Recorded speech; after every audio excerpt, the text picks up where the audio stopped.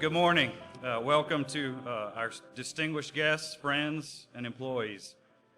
Thank you for being here today as we recognize another key milestone in the OPC program at Eastern Shipbuilding Group here in beautiful Panama City.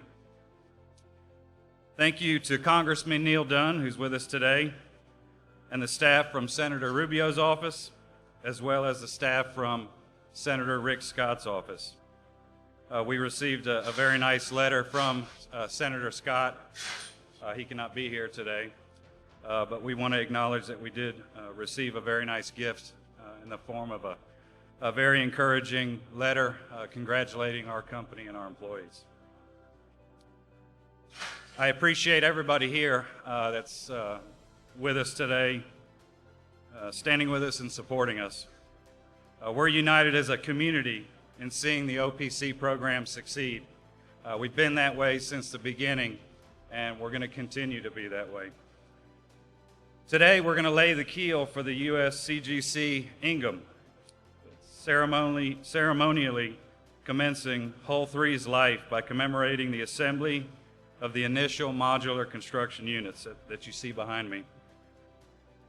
It is my pleasure to recognize Alaskan Senator Lisa Murkowski as the ship sponsor.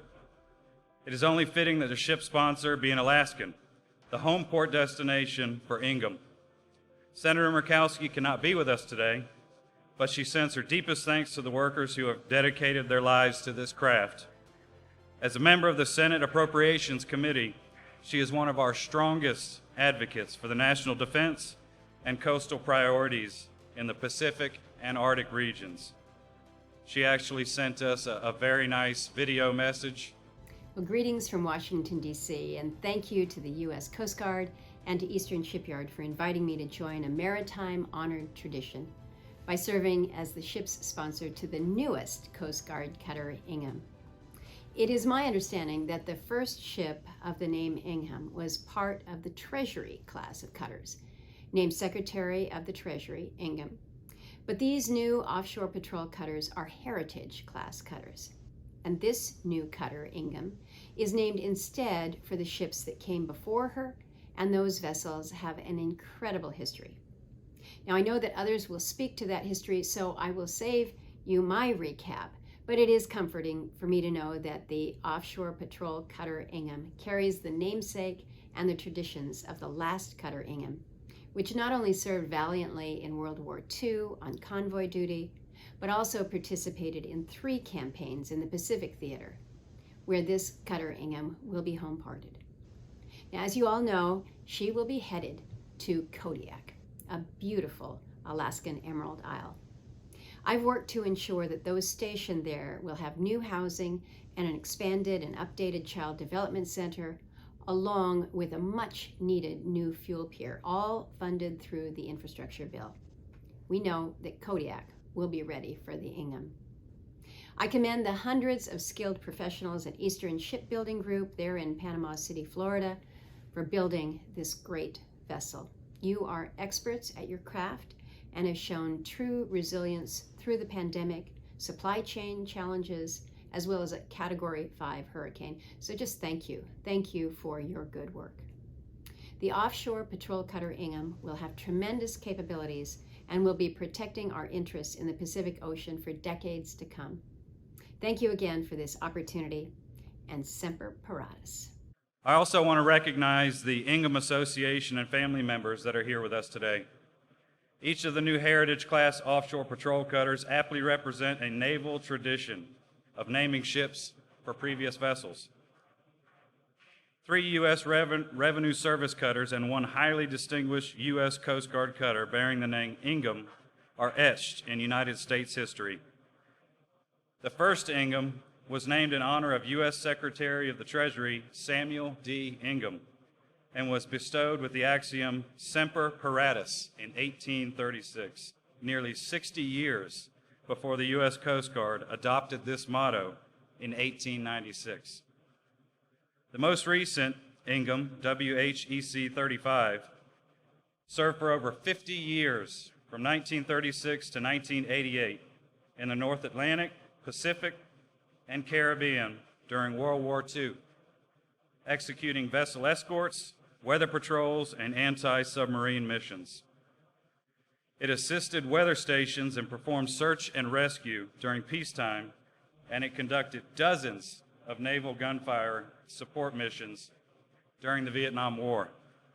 Wow, that's a lot of history. At her decommissioning, she was the oldest cutter in the commission, the most decorated vessel in the U.S. Coast Guard fleet, the last active warship to sink a World War II U-boat, and was the only cutter to be awarded 2 presidential unit citations. Patty Purcell Kelly, who is with us, is the daughter of John C. Purcell, who joined the USCG Ingham as a first-class boilerman just before it headed to Vietnam.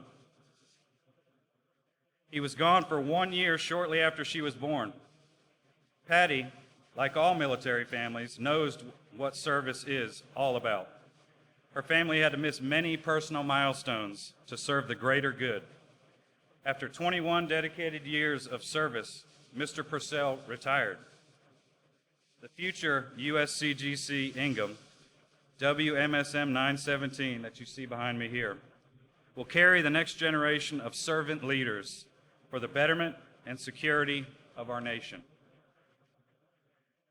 In conclusion, I want to recognize our workforce. I couldn't be more proud of their dedication to this program. They are delivering and will continue to deliver shipbuilding excellence to the men and women of the U.S. Coast Guard, and will ensure you get the best quality ships the service has ever seen.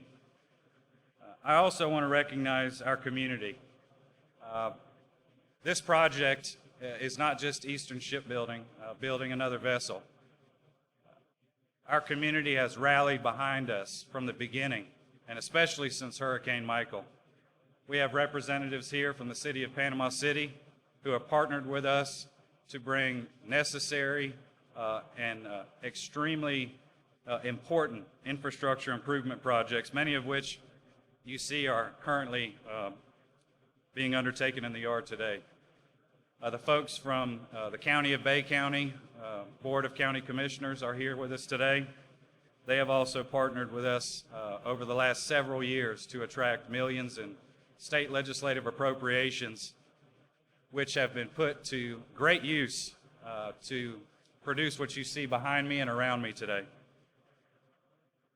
I also want to thank our leaders at the state level who've backed this project in a big way and continue to do so. The message I want to give to you all is that your contributions have made a significant difference.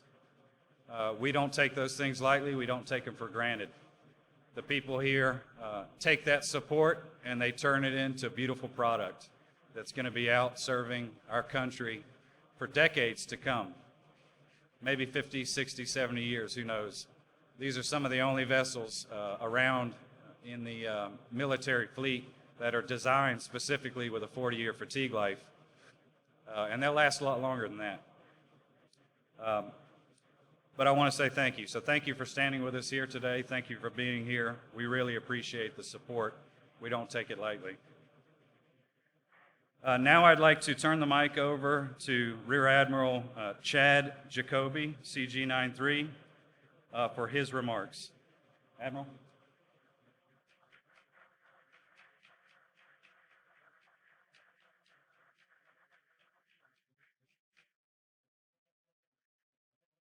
Morning, everyone. It's great to be back at Eastern Shipbuilding, especially for such a great first milestone for the construction of OPC 3. There's nothing better than starting to build yet another brand new ship for the Coast Guard. The keel laying ceremony started back in the time of sailing ships, when the wooden keel, took shape and people could start to see how big and what shape the ship was going to be. So they held a ceremony, for that exciting milestone, but also they felt like it provided good luck to the ship and good luck to the crew. We don't build ships quite like that these days. With modern shipbuilding technology, there's more of a distributed backbone to the ship instead of a central keel, but that excitement remains, and particularly with offshore patrol cutters, the tremendous leap forward that the OPCs are going to provide to the Coast Guard makes the entire Coast Guard looking forward to and watching these ships as they come out of production. Our current cutters are 50 years old. The engines, the generators, the systems, and even the hulls are becoming harder and harder to maintain.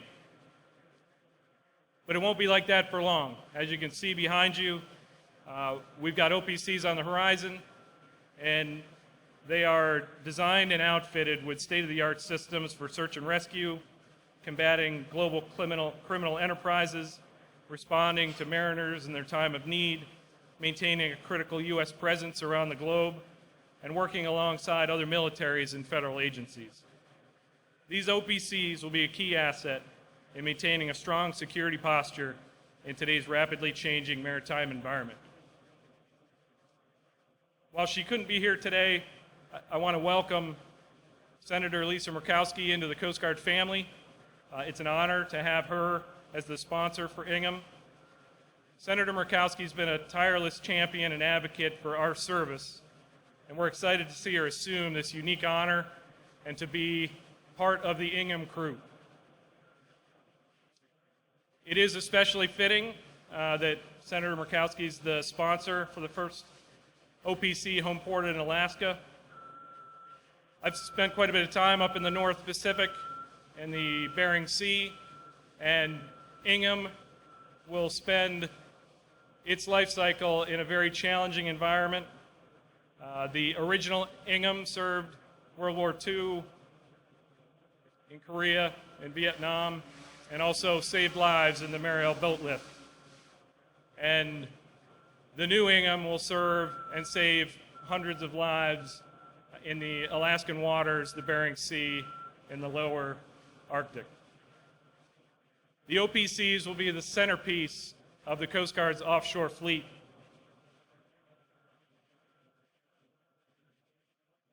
Just like our sponsor, all of you are a special part of the Ingham legacy. I extend my thanks to the men and women of Eastern Shipbuilding and to the Coast Guard Program Resident Office for the work you're doing to deliver these cutters to our nation. Modern shipbuilding is a complex, challenging, and continually evolving endeavor. I congratulate you on your accomplishments, and I urge you to keep moving forward. Your hard work and dedication to bring this ship to life is going to pay dividends for many years to come. There may be still some ways to go, but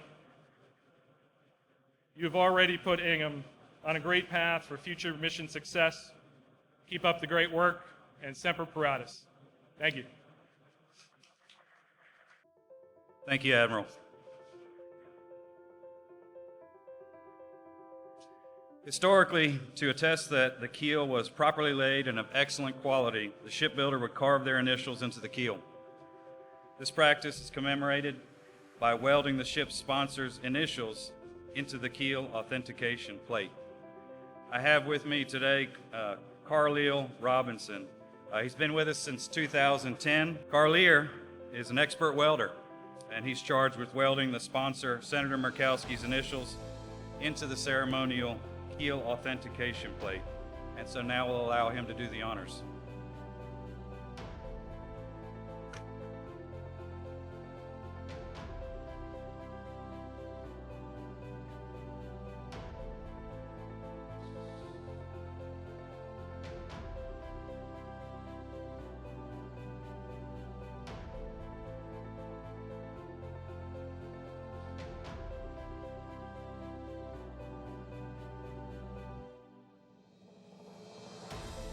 All right, thank you very much. That concludes today. Yeah, there you go.